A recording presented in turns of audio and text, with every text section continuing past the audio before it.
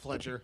When you guys start off with Braden getting the steal early, CJ getting the steal right away, just the defensive intensity, what does that set you guys up for the rest of the game?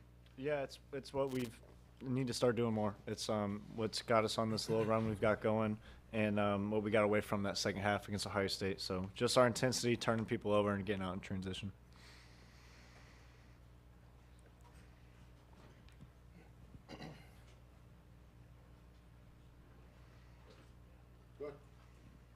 Braden, like as he was just mentioned, that steal to start the game that you got the layup on, just the way that second half ended on Tuesday, how much personal responsibility did you feel as a leader on this team needing to come in and help spark something both ends of the floor? Yeah, I mean, that's my job, and that's what everybody expects of me, and that's what I expect of myself. So when Ohio State happened, I was really upset about it, and I felt like I let the team down. I felt like it was personally my fault, and I know they're going to say it's not and whatever. There's multiple different things that happen, but to me, as a competitor and as a person, that's who I am. So I took, I guess, I don't know. I was just trying to like get to a quick start and help these guys out, get the ball in the right place, make shots, get the energy going, and we were able to do so.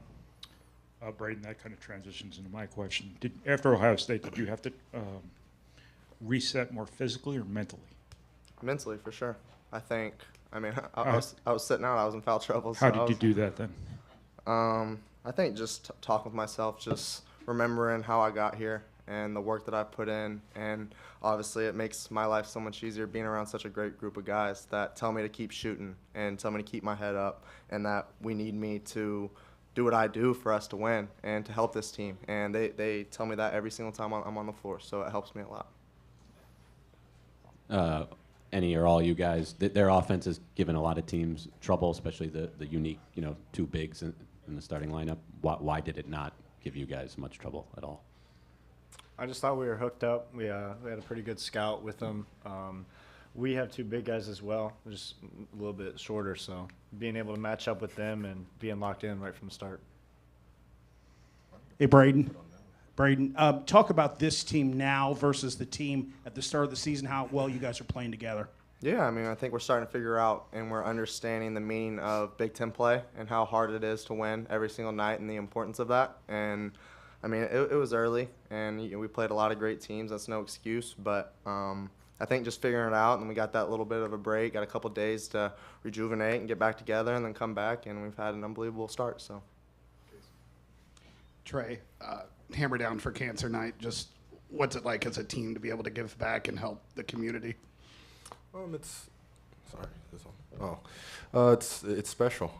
We all know, obviously we care so much about basketball. It's all of our passion, but when you get to, put things into perspective and understand that you're doing this for something bigger than, putting a, pigskin in a little round rim, like it's not that important. But when you can play for something bigger than yourself, it's good to see.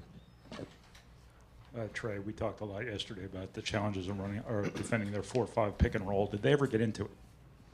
Yeah, they did a couple times, and we just switched it. I'm not sure why it gave a lot of teams a lot of problems, but we just, we did a good job. So, Fletcher, just in what ways is the way Braden's playing on both ends of the ball right now sort of being a catalyst for this team, and how is it necessary for someone to maybe take that energy, considering last year it was Zach that could provide that on a night-to-night basis, and you've got a different team this year? Yeah, it's what leaders do. When you're the best player on the team, you got to lead by example. Zach was a prime example of that.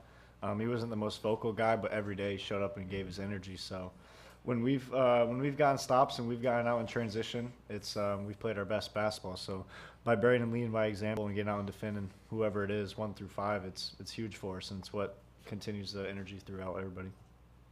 Braden, you guys actually had more points off turnovers against Ohio State than you did tonight, but tonight you had the shooting. What else did you have that just created such a different outcome?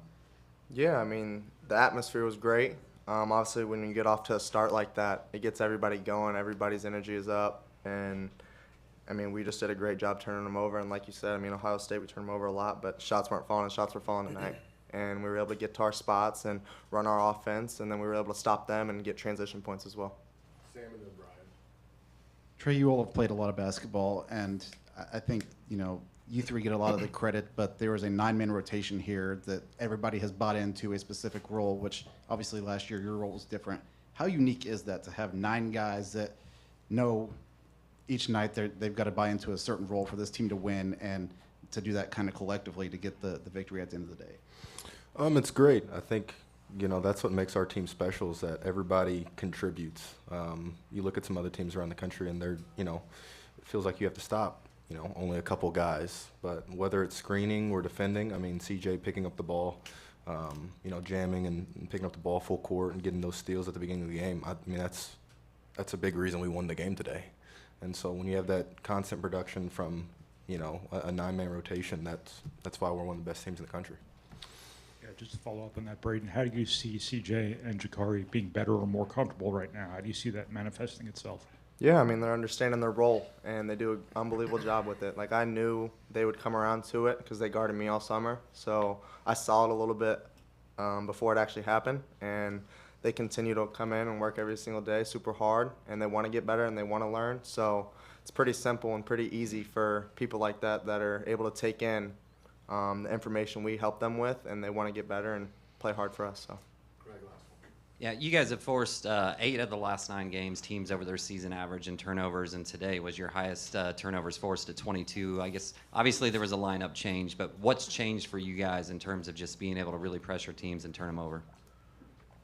I think we just do a great job locking in our scouting report and understanding what we're trying to do defensively, and just understanding what the person or who we're guarding, what their skill set is, and understanding that real well. And I think we put a lot of focus in during the week before the game to, like lock in on their sets, do their stuff, and understand how to guard it, and then apply that to the game. And I think when we do that, stuff like things tonight happen, and our instincts take over, and we're able to get steals and push into transition for points.